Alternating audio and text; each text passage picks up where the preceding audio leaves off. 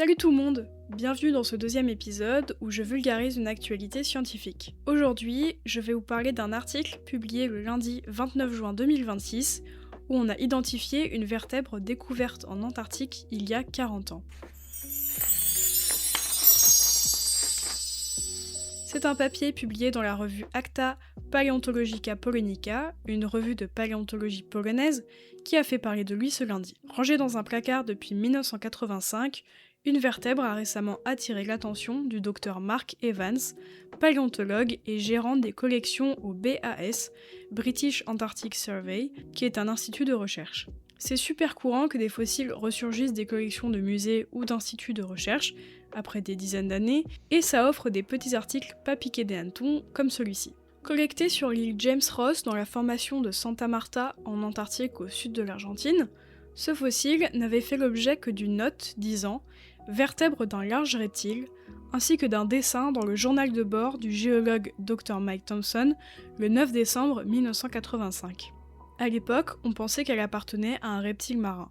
Mais en parcourant les collections du BAS, Dr Evans fut intrigué par ce spécimen et demanda l'avis du professeur Paul Barrett du Muséum d'histoire naturelle d'Angleterre. Très rapidement, il sut que ce morceau de colonne vertébrale avait un jour appartenu à un membre du groupe des titanosaures. Les titanosaures, ou Titanosauria, c'est une famille de sauropodes qui veut littéralement dire lézard titanesque ou reptile titan. Ce fut le dernier grand groupe de sauropodes à peupler la Terre, de 90 à 65 millions d'années, succédant aux genres Diplodocus et Brachiosaurus.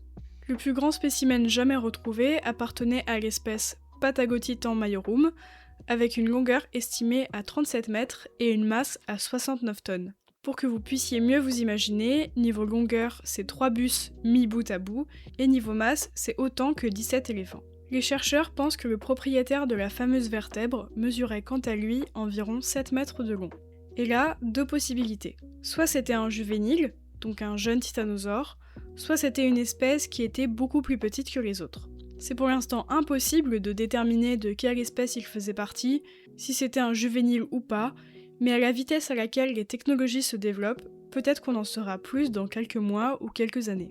En tout cas, ce titanosaure a vécu il y a 82 millions d'années, donc durant le Crétacé supérieur, plus précisément pendant le Cambrien. À l'époque, l'Antarctique n'était pas la terre de glace que l'on connaît aujourd'hui. En effet, les plaques tectoniques de la Terre bougent et donc les continents sont exposés à différents climats au fil du temps. Au Crétacé, l'Antarctique et l'Australie étaient encore très proches l'un de l'autre et l'Antarctique se trouvait beaucoup plus proche de l'équateur qu'aujourd'hui. On a ainsi retrouvé des pollens, racines, spores de champignons et restes de plantes à fleurs qui indiquent que ce continent était peuplé d'une forêt très dense et marécageuse ressemblant à celle de Nouvelle-Zélande. Les températures étaient aussi beaucoup plus élevées qu'aujourd'hui à cause d'un niveau de CO2 à 1000 parties par million comparé à 430 parties par million aujourd'hui. Les parties par million, c'est comme un pourcentage, sauf que au lieu que ce soit sur 100, c'est sur 1 million.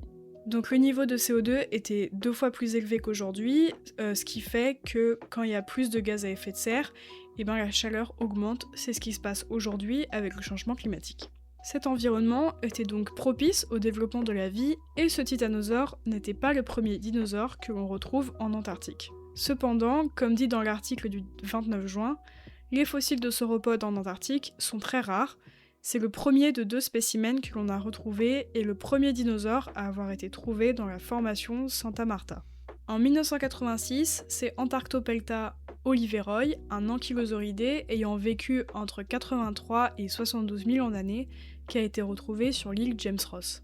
En 1994, c'est un théropode nommé Cryolophosaurus, qui a été extrait de la formation d'Anson. Vous trouverez en description l'article du 29 juin qui recense dans un tableau ainsi qu'une carte tous les dinosaures retrouvés en Antarctique. Évidemment, on n'a pas retrouvé que des dinosaures, mais aussi des amphibiens, des reptiles, des mammifères, ainsi que beaucoup de végétaux, champignons, etc. La raison pour laquelle on n'en retrouve pas beaucoup, c'est pas les conditions de l'époque, mais les conditions de maintenant. Et oui, c'est évident à dire, mais sur la côte de l'Antarctique, il fait très froid, pouvant facilement aller jusqu'à moins 30 degrés en été et autour de 2 degrés en hiver. Et c'est encore pire quand on va à l'intérieur des terres. Dans ces conditions, établir un site de fouilles classique est impossible et même réussir à correctement creuser la terre gelée est souvent très compliqué. Heureusement qu'avec le réchauffement climatique, ça va s'améliorer dans les années à venir. J'en rigole évidemment. En tout cas, l'intérêt pour cette région et les expéditions paléontologiques augmentent malgré les conditions difficiles. C'est dû au fait de la diversité des espèces retrouvées et surtout que c'est des animaux qu'on n'avait jamais vus avant, du fait de l'isolement de l'Australie et de l'Antarctique. J'ai donc hâte de voir les nouvelles découvertes qu'ils y feront. Et voilà, c'est tout pour aujourd'hui, j'espère que ça vous a plu et que je vous aurai appris des choses.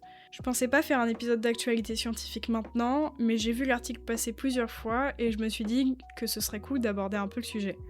Et pour ceux qui sont pas fans de dinosaures, on se retrouve fin juillet pour un sujet d'épisode qui va parler de papillons. Bisous!